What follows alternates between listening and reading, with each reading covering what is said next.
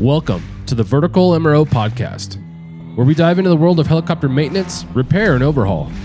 In each episode, we talk with the technicians, engineers, and experts who keep helicopters flying. Because at the end of the day, no maintenance, no mission. Welcome to the Vertical MRO Podcast, brought to you by Vertical HeliCASTS and in partnership with Vertical Magazine. History was made and a movement started at the inaugural Vertical MRO Conference in Kelowna, British Columbia in October 2025. The series of conversations in this episode were recorded on location from the Vertical MRO Conference at the Vertical HeliCASTS booth, capturing the energy and spirit of this groundbreaking event. With over 500 rotorcraft industry professionals in attendance, the energy and enthusiasm were nothing short of inspiring. Attendees engaged in more than 30 educational sessions, many approved by the FAA for inspection authorization renewal, along with hands-on workshops and invaluable networking opportunities. The stunning new KF Aerospace Center for Excellence provided the perfect setting, a state-of-the-art facility designed specifically for aviation professionals, featuring spacious learning environments and an aviation museum celebrating aviation history. From industry giants like Airbus, Leonardo, and Pratt & Whitney to aspiring AMEs from BCIT and SATE, this event truly united the rotorcraft community to learn, share, and grow together. If you miss Kelowna and want to be part of the next big gathering, the Vertical MRO Conference is heading to Irving, Texas from November 10th to 12th, 2025. The Irving Conference is similar to the Kelowna event, though it features some different speakers and sessions. Vendor and attendee spots are filling up quickly and registration closes on October 31st. Don't wait. Registration for the upcoming Irving, Texas show is now open and closing soon. Visit verticalmro.com today to secure your spot and ensure you don't miss out on what's shaping the future of helicopter maintenance. Thank you to our sponsors, Metro Aviation, Airbus, and Precision Aviation Group. During this segment, Maddie Reno and Mitch Reno discussed the role of social media in connecting with the MRO helicopter industry and promoting the conference, as well as the many roles and jobs so many people do to keep us flying. They also discussed building a community and how the conference is having an impact on the industry as a whole. The whole kind of theme and mission statement or mission quote is no maintenance, no mission, and for 15, 20 years. You haven't seen it live in person. It's a disservice. So the community that we're building here through this conference, I think, is huge. The community aspect of it's really important. So kind of going to you, talk about the build up and the building of that community. We've obviously through the MRO podcast, we've started the conversations and now you've furthered that through social media. Talk about what your role is and how that's been received. Mm-hmm. Stella.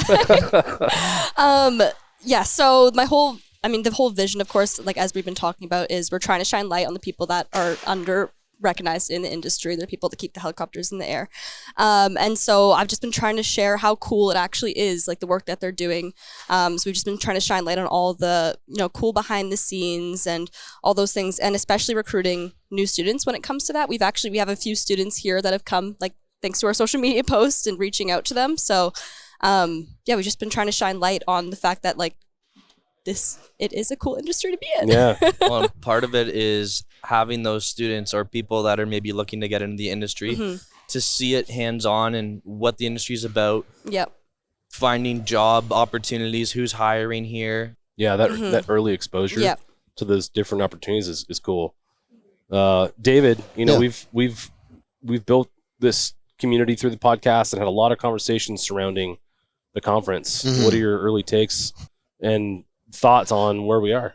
It's surreal, John. Like, I got the joy of being the greeter today out as everybody was getting onto the shuttles, but the number of people that had been past guests, some of our co-hosts that are here, that I got the chance to just like shake the hand, say thank you for investing already in what we've created with MRO, with the podcast, with, sending social media content over to Maddie, right? It's demystifying this approach. The pilots are really good at saying like, hey, look at the cool stuff that I'm doing. I'm putting the GoPro out here to record this thing or the other thing. And it's sort of showing the maintenance teams like, hey, you create a time lapse of yourself crawling all over this helicopter and how cool that actually is, that you're pulling all these pieces together. And Maddie's looking for sharing that. And for the podcast side, it's been the stories that we're providing the opportunity for people to share, It's the tribal knowledge that, I was shaking hands with Mike Broderick already today, who had been on the podcast, and we're overdue to get him back on again. But that's a gentleman who has put in the blood, sweat, and tears to this industry, who has cared enough to like pour back into it with training sessions, and is, I don't know, I almost saw him get a little misty-eyed too, saying like, this is actually happening. I've wanted something like this for this community. And it just takes the right people to stand up and go, it's time. And I'm so thankful that like the Vertical team has been willing to do that. So we played our small part with all these different pieces, but it's made the whole that is the conference here today. Mike Broderick's one of those legends, giants in the industry. He's the reason why I think it's important for young folks to come to these conferences to meet a Mike Broderick, somebody who's spent so much time building this industry up and has the knowledge, has the tribal knowledge you referred to propel this industry forward. So you get to come here and meet new folks, meet legends like Mike Broderick, and just, again, build the community. I think that's the theme that we've been talking about the whole time is this desire to I mean, we work and live in a small aviation community, but these events make it even smaller, And you think about the training that takes place here, a lot of these presenters, you come here and you listen to these really impactful presentations, and it changes the way you do things, which is awesome. Sometimes we're operating an island and you don't know any different, right? You're like, oh, this is the way we've always done it, so we've always continued to do it that way. And then you come somewhere like this and someone's like, have you thought about doing it that way? And you're like, I have not. A big part is also listening to the people coming and giving us constructive criticism, just saying, this is what we want to see. I know that has been done for many, many years this way, but if you're not listening to the attendees and the exhibitors and what they want to see, we want them to get the most out of the show and obviously help boost up their departments. I also wanted to say one thing that you brought up. When I was in the Bell session, they had the MRO Tech Talk. That was a part of the session. They said, if you want to learn more about this, here's the link for it. And there was 5 different videos. Wow, that's cool. So that just goes to show you the power of social media, whether it be podcasts, Instagram, Facebook, YouTube, that people are seeing this. And even the OEMs are backing it and being like, we have more in-depth content. Here you go. Yeah. It was pretty cool. I received a DM from, and he had said that he was coming from like car mechanic side of things into helicopter MRO side of things, and he says that he listens to the MRO podcast and that it's been something that's helped him learn more. That's cool. He listens to that on his drive to work. And that's the cool thing about the HeliCAST platform is we've kind of got a niche for the whole community, the whole helicopter community. Yeah. So, but this one in particular, the maintenance community, I think is the one I'm most excited about, just because there's been such a void in that community for so long.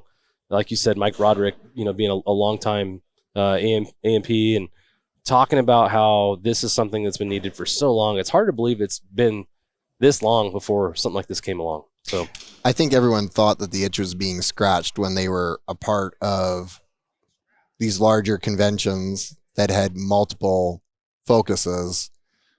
And, we offered 1 or 2 sessions for a maintainer.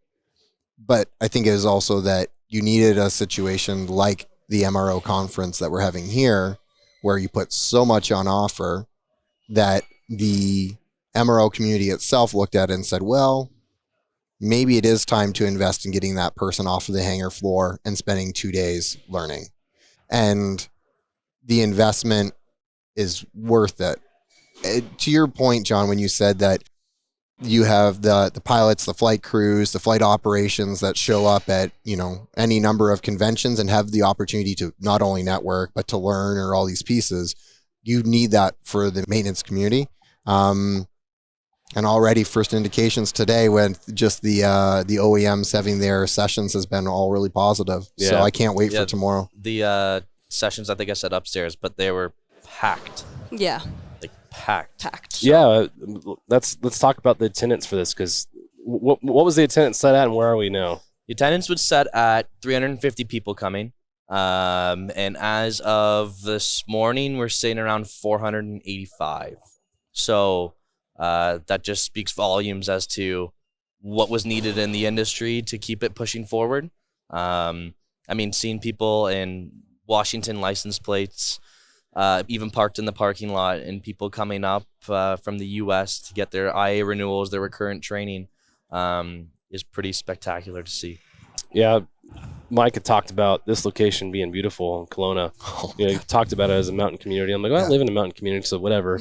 But I get here, and this place is beautiful. I think of it as Temecula is a wine town, and we're in Southern California where I live. Yeah. I think of it as Temecula meets Montana, like this blending of these two different worlds that I've seen, and I'm like, oh my gosh, it's so beautiful. But this is a venue and a place that you have to visit. So it's really cool that it's not only here in Kelowna, but at this particular place.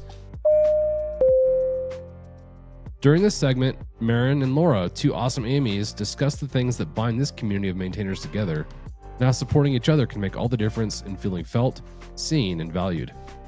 We're talking about the community, and I think the idea of like what makes this community special and the people that make it up, and a space like this, is there something that resonates for you about why this community is special, whether it be from the mentor that was a part of your journey, or whether it was about the connection through family and the passion? You were both touching on the passion aspect of what we do. Is there something that resonates, or just a story that can sort of encapsulate that? Go ahead. Okay. I always found, like, I got my AME license in 2007. So I've been around for a little while, but I find our community, it's like we kind of stick together. Our job is weird, and almost trying to explain it to someone is really hard. It's kind of like, oh, like, like, let's just say it's fire season. Where are you going? I don't know. How long are you going to be gone for? I don't know. Where are you going to stay? Not sure. Like, there's a lot of uncertainty in the day-to-day sometimes. And then, for plans to be constantly changing and being redirected, and that's what we do. It's just like turn on a dime, right? Because you never know what tomorrow is going to bring, right? It's a lot of that shared experience. Yeah. That's hard to explain. Yeah. That, and I so think, then connects we a lot have of that people. in common. And then even I feel like every company that I've worked for, they're all my friends, no matter if I keep working there or not. And then we'll see each other years later and like, hey, how's your family? Like, how's it going? Yeah. And it's a real camaraderie in a strange way. Do you think that is, and maybe you can speak to that, Laura, do you think that is built around that passion aspect? Is that part of what helps bind that community together, that you're all pulling in the same direction? And whether that's the air crews, the maintenance side of things, or even the people that are facilitating from a logistics and other side, they're all passionate about the mission that we're trying to accomplish. And what struck me as I've listened to so many of the conversations this past year and a half is that mission really does ground a sense of what is being accomplished in helicopters. And that is a little bit unique and different from other aspects of what's going on in maintenance. Does that resonate? I think so. And like you said, we all share the same mission. We all have the same goal, is to see our people safe and get the job done. And so when we're all working towards that together, I think, well, you got to be passionate about the job too. And you got to want to be there and show up. Sure, there's days, obviously, after consecutive 3 a.m. early mornings. In the bugs and the rain. In the bugs and the rain. Yeah. I think, That's amazing. I think that's a good way of touching on that. Those shared experiences, even if sometimes shared trauma, bonds you like, absolutely. And I love how when we're out in the field and we're on a fire and there's 7 different companies there, it's not 7 different companies there. It's helicopter people there. Yeah. Yep. And if all of a sudden something goes on my machine, and oh my God, we don't have any of those pins for the cannon plug, you can just walk around. Someone's going to have it, and they're going to give it to you. Absolutely. Well, and that's how we ended up getting one of our new. Sorry, was that? No. I was just going to say nobody in management listened to this. I was not here. We did not have this discussion. Yeah, one of our coworkers, and we ended up getting him on because we were, Gordy and I were out in the field in Grand Prairie, and it was just another engineer that was out there, and his machine was flying 8 hours a day, and ours was on IA, and so not really flying too much. And so by the end of the day, everyone that was finished just kind of wandering around going, are you good? Do you need a hand? And so I love that. anyway, the one engineer that we ended up picking up is because I went over and I was like, do you need a hand? He's like, oh yeah, man, like, for sure. So Yeah, and the next thing you know, now he's working with us. So that's amazing. Yeah, it's perfect. This segment features Val Medved. We catch up with the OG host of the Vertical MRO Podcast, Val. We get a chance to talk about the role of passion in the work of this industry, how that passion is present in the team that Val is working with at Essential Turbines. They also discuss the role that communication plays in leadership, as well as retaining talent to help face the ongoing staffing and recruitment issues we all face. It's not even an unspoken reality. It is a spoken reality. 100%. And it was a theme as well in the recordings that you were doing with so many people. And the conversation continues. When you're creating Vertical MRO Conference and you're saying that attendance is free for the apprentices and the students to be getting in here so that they can walk around, see the badge, and say, that's a conversation starter for them. Yep. And they're looking for those opportunities for the mentorship, the exposure to the industry, because they have all the instructors that talk about everything that goes on in the industry, but until you actually have a person standing in front of you that can talk about what is truly a part of everything from avionics to overhaul to working out in the bush. I wish we had, an extra 50 of those students walking around, and that's maybe the goal for next year, right? Yeah. You can really, I know this is a constant drum that we were beating on the show too. There is a sense of passion in this industry because you have to be a little bit of crazy and a little bit of passion about it, right? Like it's like, you flew under some pretty intense circumstances, right? And you still went back to it because there's still awesome. It was an adrenaline rush, right? Yeah. So when you get that type of rush, whether it's on the grand scheme of flying it, to maintaining it, to putting it together, to schematics on the electronics of the helicopter, you have that kind of passion. You know that, and listen, helicopter maintainers and operators, we're a certain type, right? It's almost type A a little bit. Yeah. And then you have the contrast of the pilot versus the maintainer, which I know we always make fun of. Pilots. A healthy. It's healthy banter. Yes, healthy banter, healthy back and forth. That's right. So when you have those types of clashing personalities, but there's a common theme amongst the both of them is that they're both very passionate about what they do on said aircraft, said mission, said objective, right? Yes. And if you invest into the company and they invest back to you, there's a lot of synergies that have to happen. And if you have that, within a workforce of your group. I know at Essential Turbines, I'm going to brag here a little bit. We got some guys in the back shop that are in there north of 20 years. Wow. They came straight out of AME school. Joe Frizzle's our director of maintenance. I think you look at him, the guy still looks like he's 20 years old. I'm like, is this cheap child labor we got involved? The fact that he's still looking and feeling that young. He's a young buck, right? Yeah. We have guys like, Patrick, our lead now in the back shop there now, and my lead account manager, Matthew, heads up. These guys are all youthful looking guys, but they come with a certain level of expertise and industry knowledge that they guide you through it, right? So if there's a calming of something that happens just before a storm, you go to that talent, right? And I implore everybody to kind of find that talent, keep them, and just kind of communicate, because there seems to be a lot of, like I heard at some rotor versus fixed wing, that there's guys leaving for $1.50, $2 an hour extra just with the fixed wing. I'm like, then you probably didn't want those people per hour, right? Because if it's $1.50 an hour and they're willing to jump that fast, Sure. is that worth it?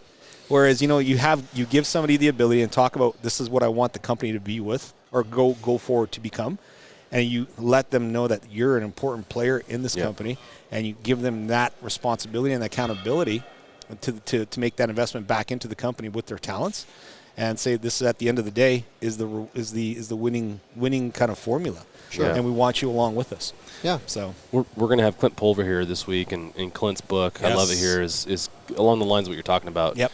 Creating a culture where people don't want to leave. The $1.50 an hour it's not inviting at that point, because it's not worth leaving a culture that you love working in, you know? So I think it's, as we grow as a community, you know, you look at leadership and creating a culture that you don't want to leave, it's essential for us to do that. It's so much easier to retain somebody than it is to recruit a new person through the front door. It costs less, it's more efficient, and it's just better for the industry as a whole, you know? So excited for that. That's going to be really cool. But I love that you brought that up. I think that's huge. Yep. It's you know, and you want to retain your talent. Like if there's a talent level there, and if it's communicated that, hey, I'm looking at this job over here, and this is kind of what I'm feeling about. The fact that they came to you, first and foremost, showed a lot of courage on the on that person's, you know, personality to come up to you and say, hey, this is what I'm being looked at, because there's poaching. It happens. And it's okay. That might be a sense of, look at me, I'm getting looked at, right? You're never going to remove that from any industry. But if you can have enough things within the industry that from, I love it here, it's worth me coming and having that hard conversation. Yeah. Or that leadership has made it clear that they're not afraid of those conversations. Thank you to our sponsor, Precision Aviation Group. Mission-critical operators and fleet managers rely on Precision Aviation Group as a worldwide leading rotor and fixed-wing MRO provider. PAG provides tip-to-tail solutions in 4 MRO segments: avionics, components, engines, and manufacturing DER services. A single point of contact gives you access to over 150 million in inventory globally, 24/7. Just call 800-537-2778. Precision Aviation Group. Others sell parts. We sell support. During this segment, Giarno from Catherine Distributors joins us to talk about their role in partnering and learning from the helicopter industry to better serve the AMEs keeping the aircraft flying. They discuss the value of this conference and how the conference has helped connect him with the people actually doing the work in the industry. And I think it touches on a respect already that as a company, as an organization, you're looking at these people that are maintaining that mission, keeping these helicopters ready when they are needed. And part of being ready when they are needed is having all those other support pieces of equipment. And when you can go to one person and one organization that is doing their darndest to improve, develop, and refine that offering for them, you're perfectly positioned that way, is what I mean. And you're in a position here where you can garner that feedback, is I think what you were saying. And look, at the end of the day, like, I'm a moron when it comes to aviation, right? So I'm learning every day. And so part of coming here was to learn, you know, what people are looking for and to learn the jargon. Right, because every industry has their own jargon. Oh, for sure. And so, like, my background was economics and finance, and I spent most of my life in sales. So every time I've been in any sort of sales position, you have to learn the industry that you're dealing with. Otherwise, you become completely irrelevant from the get-go. Yeah, Val was saying that just this morning from his side of sales. So important. And so one of the things to talk to guys like you that have experience field, because you just gave me some ideas. Oh, I got a couple more for you now that I know you do covers. Well, but this is my point, right? So you talk to people, then the other, part of our agenda here is to find out if there's any holes we can help fill. Yeah. And make our place like a one-stop shop for ground support. So don't know if it's been tried. We're going to try it. Yeah. I'm enjoying it because, like, people here especially, they're talking to you because they need something, not because they're kicking a tire or they're, have a different agenda. They talking to you because they need something. Yeah. And it's very much more valuable from us as exhibitors, because you go to some of these big shows and people will come and talk to you, but they have no intention of following up. And then when you follow up, it's like, they don't remember anything. Whereas here, it's much more intimate. The conversations have more depth. I'm learning, so it's a win all the way around so far. Yeah, well, I think you'll find, especially at this conference, that this is all the maintenance side of the industry, and we're the guys that get stuff done. Not that the pilots and the piloting side don't, but to me, it seems like when you go to Verticon or the old HAI or whatever, it's very, very much sort of, I guess it's a good mix of all of it, but pilots are there to look at helicopters and who do you have to select from for Yes. that? You got Sikorsky and, Yep. Airbus and Bell. Name your core. Yeah. Yeah. But here, this is how the industry exists. This is how we do things. You need ground support. You need maintenance. All of that has to happen. No maintenance, no mission. No maintenance, no mission. No maintenance, no mission. And this is the guts of any operation. It's a great way to say it. Yeah. And I feel that because, uptime is everything, right? In the helicopter business. Yeah, So, yeah. I mean, time is money, the old cliche, but so much more in this business because you guys are highly regulated. You can only do so many hours. Once those hours are done, you got to do whatever you got to do according Yep. to the maintenance schedule. Yep. And so we just want to be on that team and say, okay, if they need something, let's get it to them quick. Yeah. If something breaks that they have of ours, let's fix it quick. And so that's kind of where we're going. We want to partner up with as many people as we can to be their go-to. Nice. And then, I want to know that if they're going to call us at 8 o'clock at night or 9 o'clock at night, someone's going to answer. And that's our goal. Now, we're never going to be perfect with that, but if someone's calling me late at night or early in the morning, they're not calling and say, hey, how's the weather? They're calling because they need something. Right. Yeah. And it's astounding to me. Maybe I shouldn't go there, but I mean, No, it's astounding that's to me okay. how many companies have forgotten that. Yeah. And when I came to Cantherm, my boss Ed, he believes that, and so it's easy to work with him because we're aligned in the fact that we have to not only be competitive in our pricing, but we have to service people to a level that they're not expected on the good way. Yeah. It's a culture. It sounds to me that it's a culture that is in line with the culture of maintenance. Absolutely. You are 100%. taking the ethos that the maintainers that are walking around here that are maintaining that mission, that are keeping that mission possible. It's traveling all the way up through, and I think that's sort of what I was getting from both of you as you were sharing, is that it comes from the person who's developing the product to the person who then inputs the product, the product or the service cart, the heater, whatever, the covers. So that gets built. It gets put to the person who's actually going to implement it and make use of it and make it, have an impact upon their organization, which then means it impacts the flight crew at the end of the day because their uptime is increased and that their ability to service their mission. So if it doesn't start from a culture place of everyone that it's supporting the MRO community as their own companies and organizations, it falls apart. You need that to be the constant thread throughout. And it's just really refreshing to hear that and to know that that's the way that you are approaching looking after this community. And look, I mean, I think you just gave me a new tagline. It's like maintaining the maintainers, because it's true. And I'll say it again.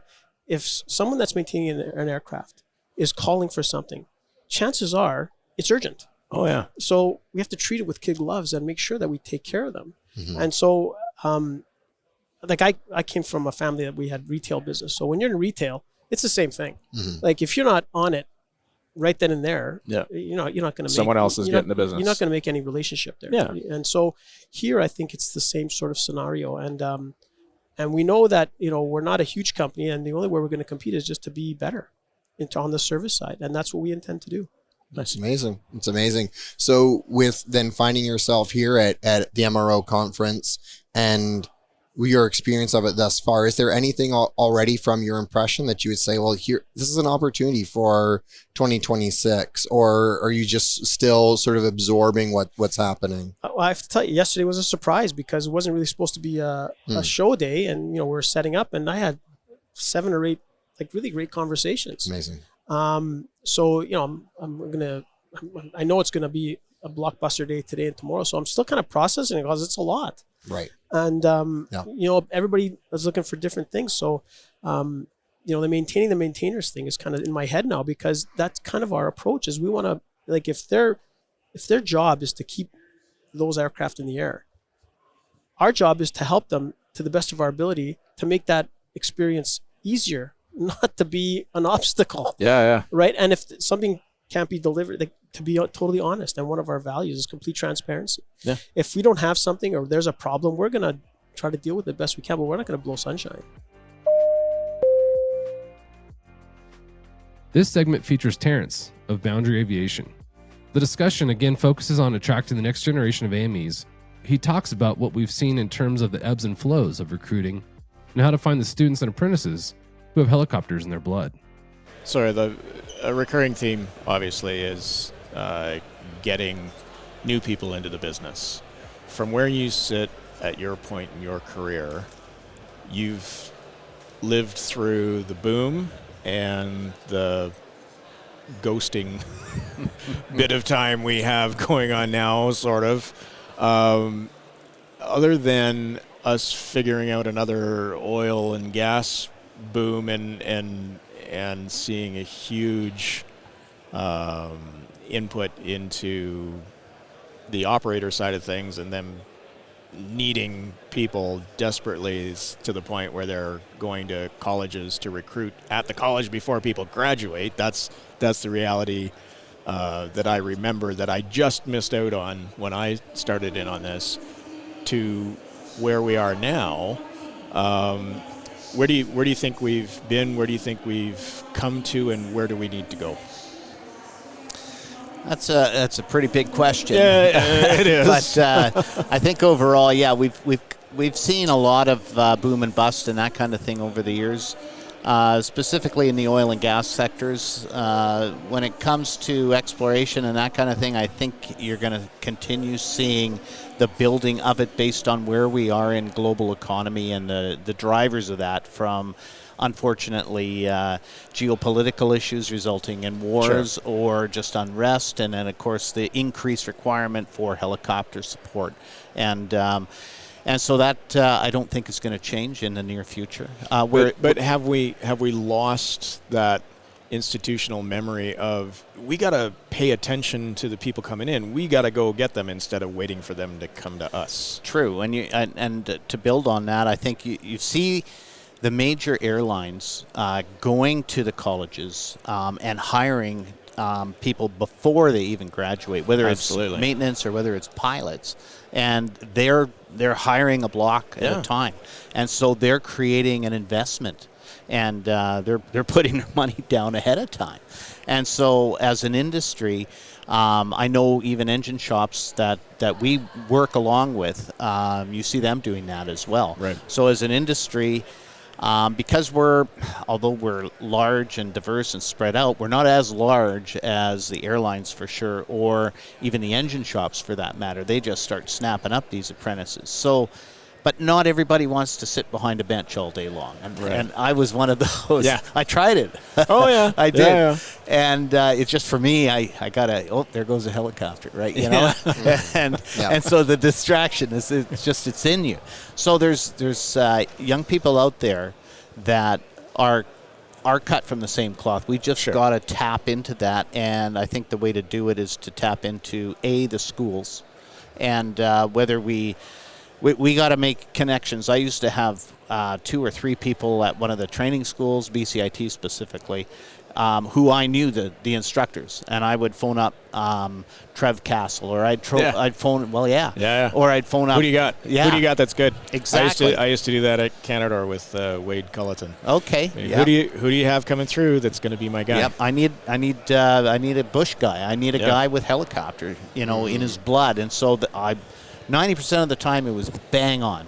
And then once those guys retired, then suddenly, okay, now I'm Northern Lighting it, because they're more ad hoc, bush kind of workers. That's their mentality. So you go there. Yep. Not that BCIT doesn't have it, but they are airline focused. And, maybe not 100%, maybe 99%. So there might be 1% that we're looking for out of there, but 100% out of there. And so you just got to tap into those kinds of sources. And the only other way is to go to the communities and form, again, relationships with people that are, they're more cut from the mechanical cloth, but not necessarily aviation. One of my top guys that I hired on the north end of Vancouver Island when I was looking for people was right out of a diesel marine mechanic facility, and he was a friend of mine. And I went out for lunch with him one day, and I said, Russ, if you know anybody that wants to transition into helicopters, I'm willing to pay for their training. Nice. And he said, really? What does that look like? So he told me all about it, and then Well, to make a long story short, at the end of our lunch, he said, "Nope, I don't know anybody." I said, "No, eh?" And I looked him in the eye, and he went, "Oh. Yeah. Well, Russ became eventually one of my hangar managers, and Nice. and actually, yeah, he's a senior engineer now. And but that kind of opportunity comes from relationships again, so that's why I'm gonna continually go down that lane. This segment features Arnie from VIH. Arnie shares what he's found that works when hiring new students and apprentices. Arnie also touches on the type of work that VIH does with a small but amazing team and the new S-92 fleet in the firefighting role this summer. Just when we've had these conversations, would you say that there's a certain type of person? Is it possible to identify them that's being attracted to the more helicopter maintenance side of things? Like, there's some people that are looking for like, hey, I don't want to pick up and move. And there's other people that are open to adventure, right? Or that are open to a different type of experience. And so what's it like navigating those conversations with students? Yeah, that's a really good question. I wish there was, that magic. Yeah, that's Sure. the guy. That's the, we look for, attitude and aptitude are a big part of it. If they have that, you can build on everything else for them. You can train them, you can bring them along. So no, we haven't identified that perfect mix. I think it does take somebody who's mechanically curious. Sure. There's certain things that I look at when I read a resume, what their interests are and things like that, that sort of lead me to possibly identify a candidate that might be, like if they've restored a bunch of cars or things like that, they've picked up tools before, and they're not just like, I want to work on helicopters and I came right out of high school and I was, fantastic at mathematics and physics and I've never picked up a wrench. That they can be fantastic too, Sure. but you sort of look for certain skill sets and certain aptitude that they have. So the more context that they can give you to their life experience up to this point helps that. It does help sort of narrow the list down. The other thing I'm learning as I get older and do more of it is you got to watch your own biases when you're interviewing people and stuff like that, because usually in that first 5 minutes, you've either made a poor decision because you've related to this person on some level, like, oh, that's cool, I like that too. They like what I like. Yeah. So you have Legos. to. Yeah, I really, we don't have the time for it, but I'd love to do it more as a panel, and maybe remove myself directly from it and just have the people that are going to work with them.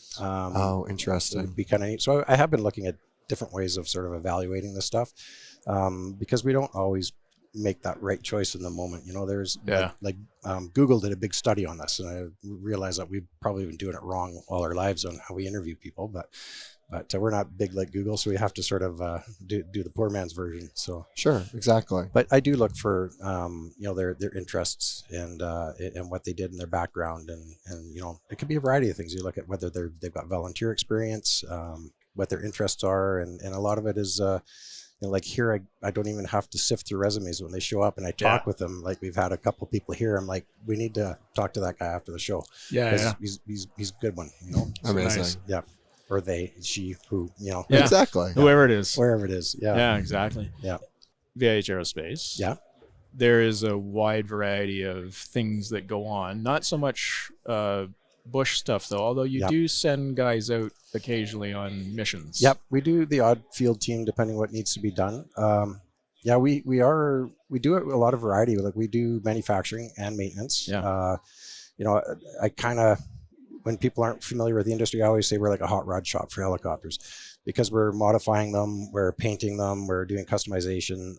We do design and STC work as well. We have an engineering department. On our manufacturing side, I have 3 machinists working for me. I have a couple structures guys, some welders, an avionics shop, like paint shop, of course. So we have quite a variety of things that we do. We're not a huge company. We've got just slightly less than 40 people if I include my management and administration team. But we are growing. We've kind of outgrown our building at this point, and hoping to get a bit bigger of a footprint for what we're doing. But yeah, it is quite a variety of stuff. And on the maintenance side, we're getting more and more into the Sikorsky S-92 platform. Yeah. So, which is kind of nice. We for years did a lot of work on 61s and things like that, which are great. They're big, longer term projects. you can keep a team busy and engaged for several months at a time, as opposed to having a jet ranger come in for an annual or something like that. So it's good, and it's good for the guys. They build some experience on that. So I think that'll be our next big movement for us on our maintenance side of the organization. Yeah, for sure. Yeah. Are you seeing a lot of good return off the 92 program from this past summer? Yeah, our sister, like as far as the firefighting stuff. Yeah. So our sister company, VH Helicopters, as you know, they were the first company out there with the helitech tank on it. Yeah, Helitac tank. Yeah. So the belly accordion tank on the belly. We didn't know how that was going to go, honestly. And the feedback I've got is they flew a lot more hours than they thought they were going to by far. It's a pretty awesome system so far. It's not perfect, but it's what's out there. And it's given a new life for the 92 that's coming out of off the offshore. I mean, those are older airframes. Yeah, for sure. No longer, something that the oil companies want to have. They sort of passed that 10-year point. Okay. Great aircraft still. So we go through that with a fine-tooth comb, put the belly tank on, and go through a little bit of a lightning program to take the unnecessary weight out of the aircraft, and off we go. So it's very cool. During this segment, Avi from Blackcomb and Scott from Alpine join us to talk about the transition from an aircraft engineer to a leadership role. They discuss what the transition looks like, as well as the role and importance of mentorship. When you transitioned into your leadership role, you and me had a lot of conversations about when you transition from a peer to a leader and how that matures and how you become a better leader. What advice do you have for somebody coming up who's going to transition into that leadership role? How to maintain those boundaries and those levels of respect? It is a very, very good question. And I know we've had many conversations, and I owe quite a bit of that knowledge and understanding from you, because you've kind of given me a lot of help and pointers through my career to get me where I am now. And it's a lot of what you've told me over the years about, just listen to what people need. Don't overreact. Try to accommodate where you can, but be assertive when you have to. And it's an experience thing. Like, I think you've got to be in certain situations to be able to understand what needs to happen after that. Yeah. And we've definitely had experiences to learn from that. That's such a diplomatic way of putting it, Abby. To be politically correct. Yeah. And like we've you almost have to be in those situations, whether it deals with people, personalities, AOGs, issues with machines. It's not a natural thing that comes to everybody, and I think for some people it takes longer to develop, and it definitely was not natural to me. I was a field engineer for most of my career, so it was an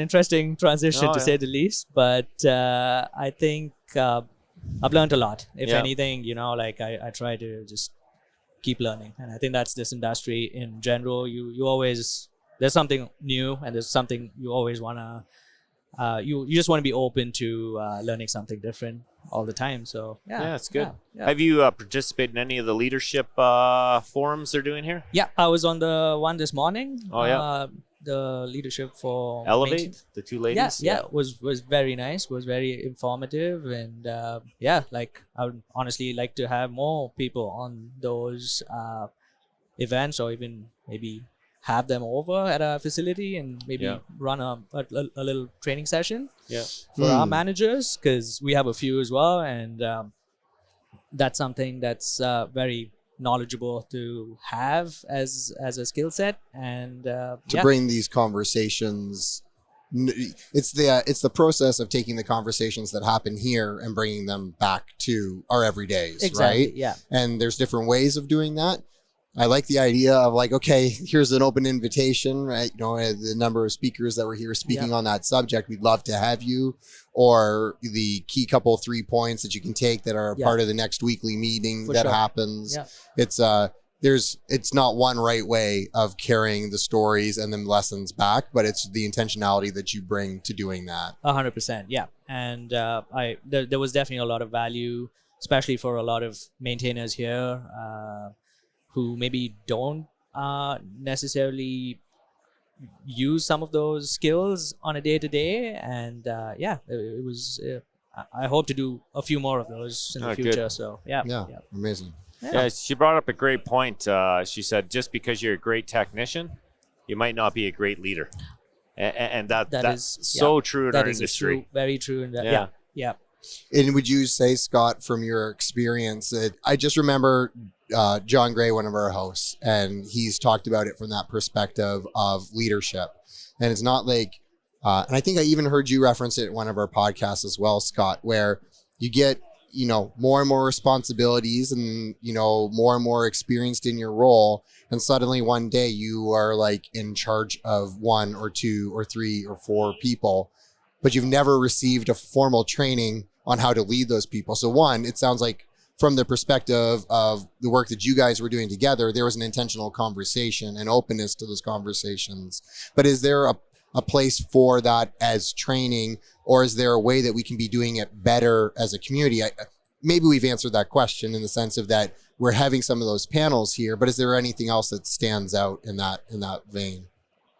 I think naturally for an engineer, it's not a common. Their job is very one-on-one. Like it's very not in a group setting at most times. So my personal experience was when I did start managing people, it was very hard for me to delegate.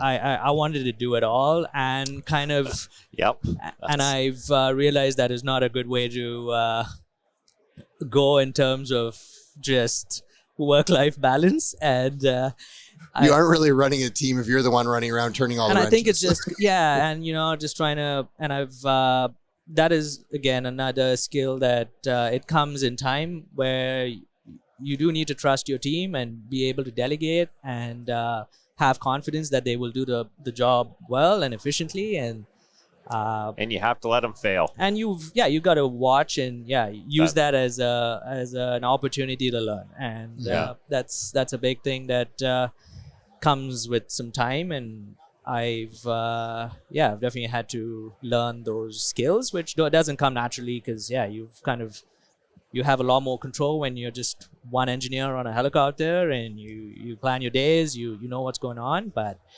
having a fleet of machines and engineers, it's I'm sure Scott can talk about that too, with the fleet of Alpine and the number of moving parts. Mm-hmm. It's a fair bit of you do have to delegate. You do have to let some of that work spread out a little bit, and so it's, to add to that is when I say failing, when there's a hiccup in your team and you let them do it and the rest of the team picks it up, it actually pulls everybody tighter. For sure. Yeah. Instead of stepping in, let them try their method or whatever that is. Yeah. And we're always willing to help at the end if something, if they needed it or if they needed advice, and it's just a little bit of patience to just go through the process, and it's been an eye-opening experience. So a good one, hopefully. No, it's been good. Yeah, very good. Good. Thanks to our sponsor, Airbus. Airbus provides the most efficient helicopter solutions to its customers who serve, protect, save lives, and safely carry passengers in demanding environments. Its civil and military helicopters are flying all over the world, making missions possible. Visit airbus.com for more information. This segment features Mike Broderick and Val Medved. During this segment, Mike discusses the need for this type of an event for the MRO industry, and he talks about his motivation and passion for the work done in the MRO community every day. We finally have a space for the MRO community through the creation of MRO Conference. I remember the first time that you joined us, and you desired, and it was clear that it was a passion on yours, Mike, that the community needed a space like that. So It what does, does right. it feel like actually being here and seeing it in person? Well, it's gratifying to see that you folks took the lead and listened, and I can't imagine the amount of effort and everything that it took to put all of this together and to make it come off so smoothly for the first time. I mean, I've not noted any hiccups. I've not seen anything that I would say, yeah, that needs to be fixed or that needs to be fixed. The only thing would be if we could find this space that doesn't take 3 flights from the U.S. to get here. But this is the guy that designed this museum. Really had a passion for aviation. You can tell, and you can tell he's trying to educate everybody around. The cool thing that I see is that we've got 400 people here, 500, close to 500. Yeah, close to over 500 the course of the week. And it'll be interesting to see how many rookies we've got that are interested in becoming A&P mechanics for rotorcraft. You got to have a passion for it. It's not a job. It's a passion. It's something that you devote your life to. I've done it for over 50 years. I mean, that's what one of these little things here says is the Charles E. Taylor Award. For 50 years without killing anybody. That's the asterisk, the important one. Yeah, it's the little R that hangs underneath. No deaths. And I continue to do it. And my wife says, "When are you going to quit?" I said, "Probably, when somebody throws dirt on my face. I guess that's about the time." I enjoy it. It's not the highest paying job. It's given me a good career, and it's given me an ability to, raise my family and live in pretty much comfort. But it also has allowed me to continue on. I mean, I celebrated the 81st year around last July. Congratulations, so, sir. Yeah, still upright. Still got most of the OEM parts, 81 too. turns of the sun. Yeah, good on you. Yeah. So, but I'm still involved in it. And that is the cool thing. I can't imagine anybody being that interested in their career to where they would want to stay with it until the time. And that's the neat thing about it is the longer that you're here, people don't try and throw you out. Right. They like the time that you've invested, and they like the opportunity to pick your brain and to move forward. And that's the whole thing. That's pretty much the lifeblood of the industry. Yeah. Almost is the fact that we do have people that have all kinds of knowledge, and they still hang around because they love aviation and they're passionate. I know when at VIH when I'm there, there's a couple of our truck drivers that are retired pilots that they hang around and they do stuff. And John comes and cuts the grass, and he hangs out, and he answers questions, and he drives trucks, and he just loves being part of aviation. He loves being around the people that share the passion. Yeah. And that's what you do. And again, it's hard to explain to people that are not part of the industry. I've been fortunate again to have a wife who puts up with me. Bless them all. Oh yeah, absolutely. Yeah. I mean, they put up with us. They put up with us when we celebrate a little bit too much. Why'd you point at me? Why'd you point at me? We all know Val's up for a good celebration. But it's, again, we're fortunate. We're fortunate to have this. And like I said, you guys have assembled everything, and I can't imagine. I'm sorry I'm going to miss the one in Irving. Well, we'll miss got you. veteran duties to do course. that I just can't get out of. I mean, that is Veterans Day, and being president of our community veterans organization. Yep. I'm obligated there, but I'm going to miss this. Well, it's an interesting perspective that to see. I can't even imagine where you started to what you're seeing now. And like you said, like the level of embracement that people are now kind of like, I'm just starting my 28th year in this industry, and I'm feeling the embracement already from some of the junior guys that I like. Holy crap, am I the old guy now? Like, it's, am I into those range? Yeah, it's getting grayer and grayer, right? But I'd like to have that one day. You probably have to write a book about that thick, for what you've seen.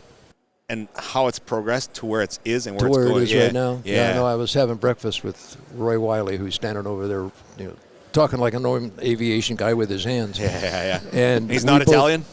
We both remarked how our careers have kind of interchanged and gone and stuff. And we should write a book. We should, just to share it with, if nobody else will buy it, well, at least we'll sell 400 copies to these folks. Yep. We can have an audio version of that book. Hey, well, there you go. This is exactly there where we you are. go. Yeah, this is exactly, and you guys have tapped right into it. Everything that MHM has done, you've tapped into the sweet spot, because now not only are you attracting, the people who are podcast listeners, but now you're attracting our generation and older. During this segment, Mark Paulson and Grayson Barrows talk about their experience being panelists at the conference and the value they see in the space that was created by this conference, for conversations not just on the panel, but throughout the conference as a whole. Just getting a sense of the conference, how things have been so far. As I said, just coming off of the panel. How did it go, Ronnie? How did it feel? I couldn't ask for better panelists. They were very interactive and very willing to take my questions and the audience questions and answer them, just honestly as they could. A lot of times when people are part of panelists, they get a little bit nervous for the first time, but these guys are seasoned pros, it seems. Amazing. And from your guys' perspective, being here at Kelowna, having a panel on top of it, on top of everything else that's going on, or attending sessions, how's it been so far? I'll start with you, Grayson. Yeah, I'll go first. It's been awesome to try to see a smaller group of industry professionals come together like this. We've got the exhibit hall here, classes upstairs. I'm so glad we came. I'll be honest, I was not on the list to come up here. Oh, really? I was asked to go to try to promote some of our services as well. I'll be back, and I'm also going to go to the one in Texas. Oh, wow. Yep. So this has just sort of been as a result of seeing how everything is unfolding here. Yeah. Amazing. Yeah, it's been cool. Very cool. Mark, how about yourself? Yeah, so the panel, it kind of gives me purpose to come up here. And sure. We have all the same vendors in the States as up here in Canada, but different faces. So it's good to add to that. Amazing. That contact list for services and parts and everything from my perspective. So they're both pilots. Mark is the director of maintenance there at Precision. Mark, how's the conference been so far as a maintenance focused event? It's just that. It's maintenance focused. So everybody's here is either a maintainer or represents that portion of their operation. And then from a vendor services side of things, you don't have a lot of peripheral distraction going on with insurance and aircraft sales and things like that. So there's like a clarity is sort of the sense, right? And that was I guess the idea behind an MRO conference was a space for that clarity and to not feel like the voices drowned out of the MRO community. Yeah, it's more peer focused, right? Sure. So it's a little bit more camaraderie and the relationship building amongst maintainers. Yeah, amazing. Yeah. So going on to your panel, Mark, I've had the pleasure of hosting you a couple different times. Grayson, first time hosting you as a panelist. We want to encourage more people to come out and tell their story about how things actually are in the real world, right? Operators want to know from other operators, hey, somebody's selling this way, is the reality of so forth. What's it like being a panelist in front of other folks, telling your story? Is it just like hanging out at the bar except without the beers, or what's it like for you, Mark? For me, it's walking the line between being a salesman for a product that we operate with and sharing just general knowledge of how it's honestly going with that product. Mm-hmm. It's just kind of walking a line, trying to be as honest as possible, but also not negating the fact that the system is what the system is, which is a solid platform. So I don't know. Yeah, I like that. Yeah. So from it being a panel, is that sort of what you're alluding to, Ronnie, with it being a panel, with it being that type of a conversation where it is in front of people, the nature of it or the engagement of the community in that conversation. Was it a two-way conversation in the panel with those attending today, or was it more of a here's, stories and our experience? Yeah, we have definitely some questions, what's it like and so forth, typical panelist type things. But especially here at the conference, we want to have that interactivity with the audience members and let them have those burning questions asked. And there were definitely some interesting ones out there that the guys did a great job answering. And that's what we want, right? We want that open engagement to drive what can we do to improve our maintenance practices in the industry, right? How can we do that? Whether or not it's technology or not, that's what the point of like this conference is. This segment features Liv, Carter, and Dale from BCIT, hearing from both students and their instructors from BCIT about their experience at the conference.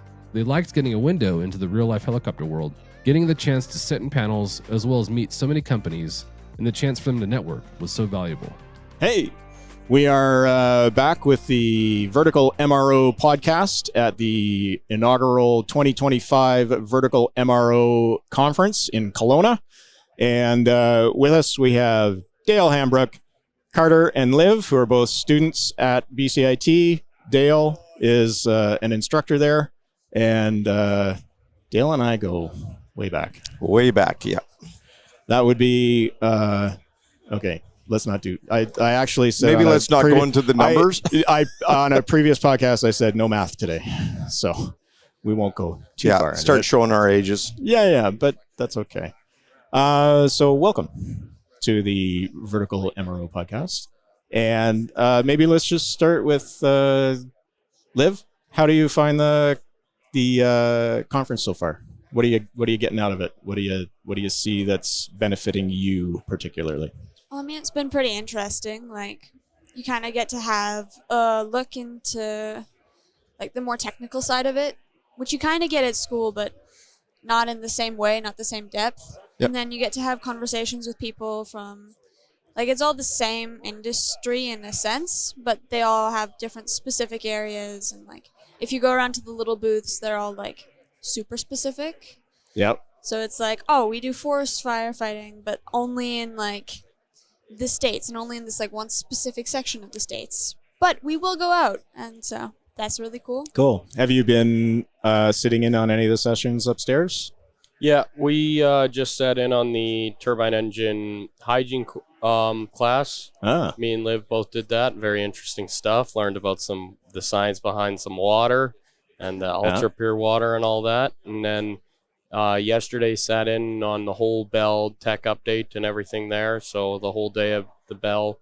I think Liv was there as well for the whole Bell. And then this morning, which one did we have this morning? I had the elastomeric bearing. And how little bit more in depth, which is cool to see because at school we did just finish our 5 weeks of helicopter course that we have at BCIT. Nice. And so we learned about all these things, and now coming here, it was cool to see the tenured AMEs and all the other people here still do learn, and it was cool to sit in and see, kind of put what we learned and see how it's actually how the people in the industry, what they add on to it. Nice. In learning at these courses today and yesterday. And so where are you guys? You're both in the same course? Yeah, same level? class. And so how much longer do you have to go? 7 weeks. 7 weeks. November 21st is the graduation date. Nice. So we're looking for employers here for them. Anybody want to step up? Yeah, absolutely.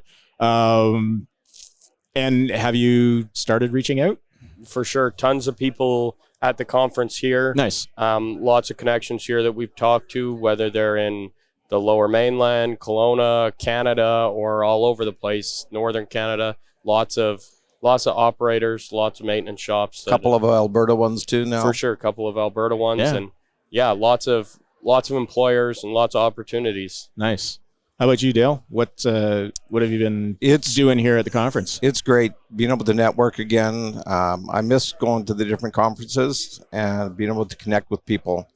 I think we need more of this. Absolutely. It's the inaugural one of what I'm sure is going to be a forever thing. To me, on the maintenance side of things, we've never really had anything like this before. Learn. And I'm not sure why. What do you think? Why has it taken us so long? I remember years back when I was an apprentice and in school at the time too. We had some different conferences like this. And I'm not sure where it kind of went and why they didn't keep going. That's an interesting point, because I do remember the AME Association being much more involved in doing stuff like this. I sort of got into the business in Ontario, and the Ontario AME Association used to have a yearly conference where it would be much like this, with all of the different vendors and operators hanging around, and you could walk around and learn and talk and sort of gain a better understanding. As a student, I certainly had a much better understanding of the business than I had previous to going to school, just by being at a trade show and seeing all the different possibilities of what's out there. And I would say in the 2 days that we've been here now, personally, I've expanded my horizons on what helicopters and what maintenance looks like tenfold, just due to the fact that I instead of being at a maintenance facility surrounded by students, I'm at a maintenance conference surrounded by AMEs, directors of maintenance, and everything. Yeah. Everyone who is actively doing it, instead of a school side, which you learn a lot at the school, but you don't learn it's not the real thing. And this is the real thing. And there's a difference between the real thing and absolutely. The school, for sure. And so, have you been particularly pursuing the helicopter side of things, or is this something new that you're like, oh, hey, wait a minute? I mean, personally, I always thought helicopters were more interesting than fixed wing. Good thinking. And taking the helicopter course really just reinforced that, because up to that point, it had all kind of been fixed wing focused. And obviously, some of them have overlap in the courses, but not for the most part. So then the helicopter course just kind of reinforced that, and going to the conference here again has just, again, reinforced like, oh, this is really interesting. And I think it would be really interesting if I continued in this. Thank you to our sponsor, Metro Aviation.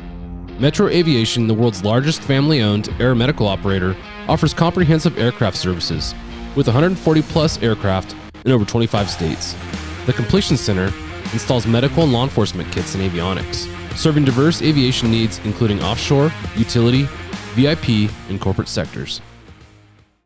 This segment features Merrick, a recently retired maintainer. He talks about the challenges of attracting the next generation of AMEs and how to show the students the amazing opportunities this career can hold, as well as the fulfillment they can get in seeing the impacts of the many helicopter missions up close. So, because the show here is and the Vertical MRO podcast always tries to incorporate in a little bit of how do we get kids to take an interest in this? Anyone to take, I got into aviation a little bit later in life, in my early mid-20s. How do we go about getting people interested in being here? Because I mean, are you asking me? Or I'm sure you've noticed that there's a lack of interested, keen folk with aptitude. They're out there. They're out there, but these days it's a little bit few and far between. You got any ideas for who we should be going after and how we should go after them to get them in this? How to get people here? I don't know. I mean, it's always about flying. It's always about the pilots. It's always the glory, and it's, the pilots are the guys. But for us guys, that are in the trenches here and getting dirty and wet and all that, it's not very attractive, especially when they're starting out at minimum wage. Yeah. How do you take a guy that wants to go be a mechanic and he says, oh, I can be in 4 years, I can be a licensed heavy-duty mechanic making $50 an hour or more, and it takes us 10 years to get to that level. Oh, interesting. It does. I mean, you got to go through so much training, helicopter, type endorsements and training endorsements and do your time and all that other stuff, and it just doesn't pay off, and people spend long hours, and for what? Yeah, you're not even Red Seal. You gotta like the job. You gotta love the job. That's what I was going to go towards. Stick it out, right? And that's where we also come in as a senior guy. If we can attract somebody to even come to work with us, now we have to make it good, right, for them to stick around, whether they get paid or not. that they're. It's just an additional thing to their job is a paycheck, which of course everybody needs, but they want to be there. You got to make them want to be there. Right, and that's sort of what it sounds like, is that it's this balance between the technical and the passion, right? Yeah. It's this technical aptitude that you're talking about. It's a trainability. It's an attitude that they come to the job with every day, but it's also an innate sense of passion or fulfillment for a mission. That's one thing that, over the past bit of doing the podcast, Merrick, that I've been learning about is just this, the way that the passion for completing a mission is sort of different in the helicopter community.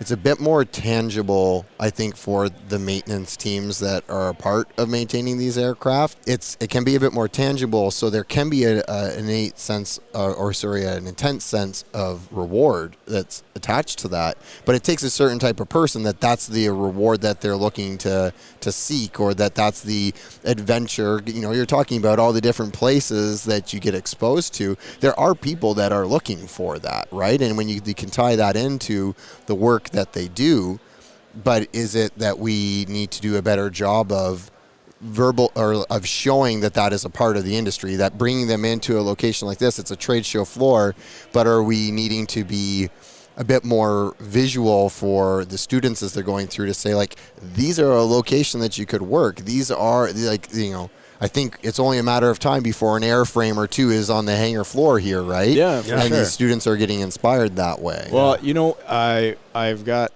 just pops into my head right now something you could do. If, you know, I feel like this is a good venue for having students come through, having local, you know, like right back to the high school level. We should be, you know, because we're here in Kelowna, we should be hitting all the high schools in Kelowna saying, hey, this is going on.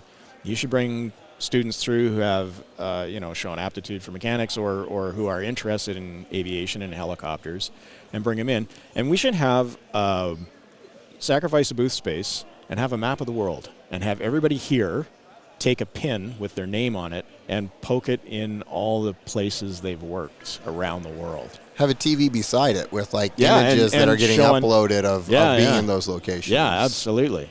Well, not all the images of sure, all those yeah. I know there's some, interesting Val, when he was hosting with us, like some conversations about everything that goes on over in Papua New Guinea and some of these other places, right? That's true, and it's also one of the things that attracted me to finish the school. Like, I was thinking when I finished my training at school, my initial training at BCVS, Class 43. The bunch of guys that I knew, apprentice types that I'd already met through Okanagan Helicopters and an affiliation with my father or stepfather, is that they were all in Thailand. And they're apprentices, and they're over there working on 58s and 61s and 212s on an offshore contract. And I'm thinking, wow, that's me. I want to do that. I want to go there as an apprentice or wherever soon as I could. Didn't work out, but eventually I got there. But that to me, that was an attraction. That was somewhere to get me back to stick my head into the industry and leave it there and maintain my goal, kind of thing, right? The other thing you mentioned was about accolades and attaboys and stuff. That never happens. That's another reason that senior guys should pay attention to is, you get somebody there, and if you think they're going to be okay, well, let them know. Yeah, amazing concept. I love it, Merrick. But yeah, but you don't hear it. Easiest I bet thing you to was. think. Yeah. I mean, most of my career, nobody was there to say, "You're doing good." I mean, one particular crew chief I worked under as a young guy was very good. Two of them actually, and they did that kind of an approach to maintenance, and one guy had some physical difficulties, so guess what? I was his hands and eyes, so that was awesome. Yeah, I learned way more from somebody doing that, so that's kind of what I was doing, or that's what I like to do too. And the other thing I always told everybody was, I'm not going to make you do anything that I can't do myself, or I wouldn't do myself. Right. So I've been there, done that. I've done that dirty, shitty job or whatever, and now it's your turn. Mm-hmm. Which is but fair. Here, but here to support. But yeah, it's part of the. It's part of the. Yeah. You know, the growing pains and part of being part of the industry. You know, you can't refuse or, I can't do that. You know, you got to get in and get your fingernails dirty, man. During this segment, Mike Reno and Derek Cast talk about what's being created in this first year and first show for the MRO conference. They talk about this conference's goal of building up the helicopter MRO community. They also discuss the other elements being created to build up the MRO community, which includes the weekly MRO bulletin, the Vertical MRO Podcast, and the Vertical MRO social media on Instagram at vertical.mro. I mean, I've seen, just being here and doing the podcasts, the little snippets during the day, pulling in attendees and pulling in vendors and stuff. All the conversation has been around, well, first of all, the main comment has been, it's about time. And everyone is just jazzed that it is that sort of gathering of industry professionals who are essentially still on the tools and doing all the important work. Not that upper management doesn't do important work, but we are the heartbeat of what's going on. And I mean, it plays right into obviously no maintenance, no mission, and everybody is in agreement with that. And I saw so many really good ideas form out of the beginnings of this that when we sit down and do a post-mortem on this, I can blast off all of those ideas for additional things people would love to see here, and stuff that's going to sort of evolve this as your vision has sort of seen it, which is not a trade show, but a gathering of professionals who are, it's a giant educational networking meeting of the minds. I think the big thing that we're really trying to get across is that what we're trying to do is build a community. Yeah. Right. That's the big thing. Like, I think for a lot of, if we look at different trade shows that we go to, there really isn't a sense of community. It's just that you're just going to a trade show. Yeah. So if you look at the forum, what we've done here with everything we have going on, it's that community. And, a lot of the maintainers, when I'm talking to them here, a lot of these guys and gals might see each other, say, out in the field once a year or something like that. But to see them all in one spot, like that was the thing. Hey, I haven't seen John in like 18 years or something like that. So Dale Hambrook, I haven't seen him in 30. Yeah. And we just jumped right back into a conversation we were having 30 years ago. It was fantastic. And the reason is because they never had an outlet. They didn't have a platform. And that's what we're providing. It's a community. We have a platform that you can come together and you can do these things. So I think it's fantastic. It's a lot of listening, to get to where we are today, and to get to where we are in only 1 year to put this together. This, hats off to all you guys. This has been the most well put together, smooth run conference meeting of everybody that I've ever been to. Yeah, literally. It's fantastic. It's like the perfect blend of everything you've thought of, all of the things. I think it's interesting though. We talk about it being a 1 year run up to the conference, and in my mind, really, it's a 24-year run up to this, because had you not had the experiences that you had and the mindset and mission set that you had to get here, that was developed over that period of time, I don't think it would have been successful. I think it takes the collective knowledge, all the conversations that you've been a part of over the years, identifying where the needs and wants are, and you put all that to place and into work to make this thing happen. Yeah. And I think the VMRO conference is one part of how we're trying to increase that awareness of the helicopter MRO community. Look what we've done with the Vertical MRO Podcast. Look what we're doing now we have the VMRO bulletin that's going to be going out once a month. What we were doing with social media with vertical.mro on Instagram, trying to build awareness in this community, because it really is. It's been one that has not had the attention it deserves. we're trying to change that conversation. Beth's from Leading Edge Aerospace. The way she phrased it was like, we're like surgeons that are out there. You look at the responsibility that is put on a maintainer. Look what they have to do. Look what everything they had, the knowledge base that they have to have. And how do you change that mindset? Why are they the lowest one on the totem pole? Why is a AME making less than, wherever you're out in the field, one of the guys that's, on one of the rigs or something like that is making a lot more than what you are. But look at your responsibilities are. So the responsibilities are far greater. So how do we start changing that conversation? And I think this is the start. And I think that's where we're seeing, a lot of the older generation that are here, they're saying like, what took so long? Finally, for some of the apprentices that were here earlier, I was talking to them. They're like, wow, this is amazing. I go, just so you know, this has never happened before. So you're lucky to be able to experience this. Absolutely. But this is where we're bringing. So you got like-minded people that are coming together.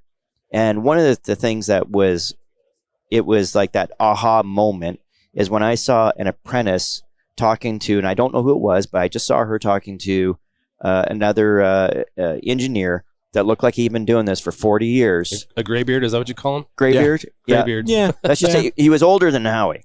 Well, that's not too hard to do, but I mean, it's getting less and less so. But you see that. And here's the other thing is that what I really enjoyed was like seeing the number of young women that are also getting involved in this industry. Yeah. How do they be advocates to get more of them in here? So no, I think this everything that we had hoped for, we checked all those boxes, plus.